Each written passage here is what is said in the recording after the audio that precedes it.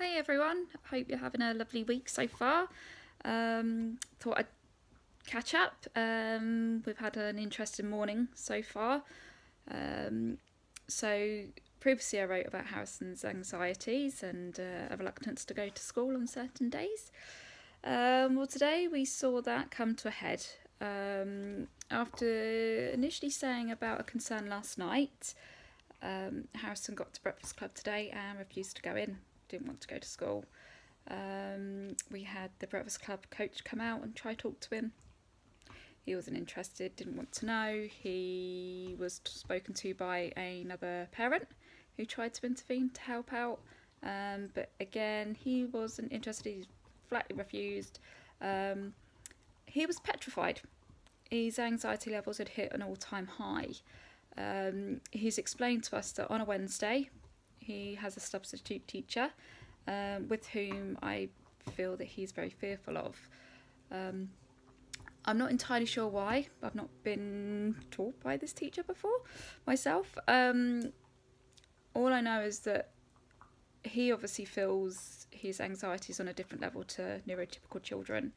His emotions are always exaggerated. So when he's happy, he's ecstatic. When he's sad, he's devastated. And in today's case, when he's anxious, he is absolutely fearful. And he was distraught. So he refused school. He ran off, ran to the car, wouldn't accept that we were going to go back in. We had to wait until the school office was open at 8:30. Called up, spoke to the head teacher. She didn't feel that perhaps moving him from his class for these particular lessons, she didn't feel that that would be beneficial to him in the long term. I would disagree in the sense of there's only 6 weeks left of term until he leaves the infant school and goes to juniors. What was suggested is that we bring him in after registration when it's all a bit quieter, and his teacher, his regular teacher, would come and meet us from the car, which she did. Harrison seemed to go in okay, but up until that moment when we tried to bring up the subject with him, he couldn't deal with it. He was absolutely scared, fearful, emotions on edge. He cried,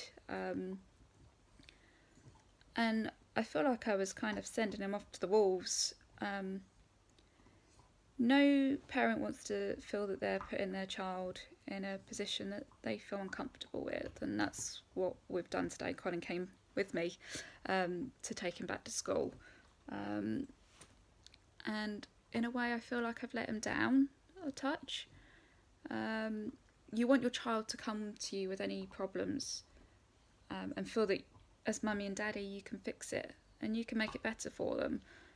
In this case, it's not something I can wave the magic wand and have a quick fix for. He has to go to school. It's just this one particular day a week, this one particular substitute teacher, that he has this issue with, and I'd like to think that if we can get through the next few weeks, we'll get over this problem. I don't want him to think that just by saying so he can get out of school, it's the easy option, and he doesn't have to face or confront his own fears or anxieties. He's well aware of how to afford nice things. He's got expensive tastes, my boy, for a 7-year-old. And he knows that in order to afford the nice things when he's older, he has to work hard at school, get the good grades. And that means putting the effort in and being there. But I struggle now, at the moment, to feel that he's going to actually concentrate. He's actually going to, we're going to get the best out of him sending him into school when he is so on edge. We're finding we're going to get anxieties the night before, in the mornings, of course, and probably a meltdown in the evening after because of all those emotions that have built up. Because at the moment he does mask at school. There's no real known issues to the school. They can't see when he's uncomfortable, when he's stressed, when he's stimming, it's not become apparent. So at the moment he's classed as okay. I would see it more as that he's coping, and then is obviously comfortable to release when he comes home. So we've got him in school today. I'm feeling myself on edge, sad. I just want to, give him a great cuddle and tell him that it's okay. Excuse the dog. Georgie. I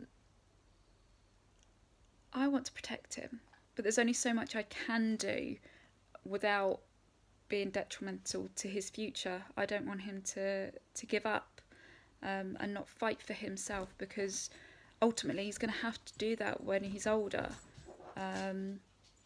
Fight to get heard, and fight to get the things that he needs to kind of carry on.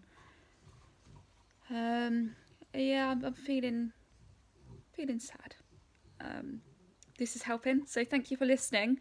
I've had a tremendous support from my work today to allow me to, first of all, bring him into the office while I sort out what was going to go on, and for me to nip back. And obviously with Colin as well, he was released from the workshop to come with me so that we could show Harrison a united front, that we're both here for him, remain calm.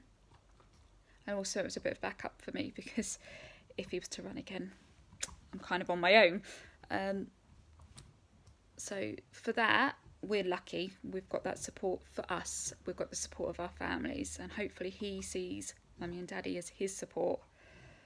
I'm not sure how this is going to go over the next few weeks, if we have this substitute teacher coming in. I shall keep it nameless, although some of the other school mums may know who I'm speaking with regarding. I don't know. I think we're going to have to take it day by day.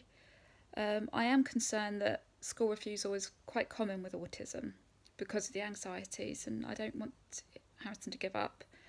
If there's any suggestions out there, do let me know. I'm open to anything that may help us and make his life a bit more comfortable and carefree, because let's face it, he's 7.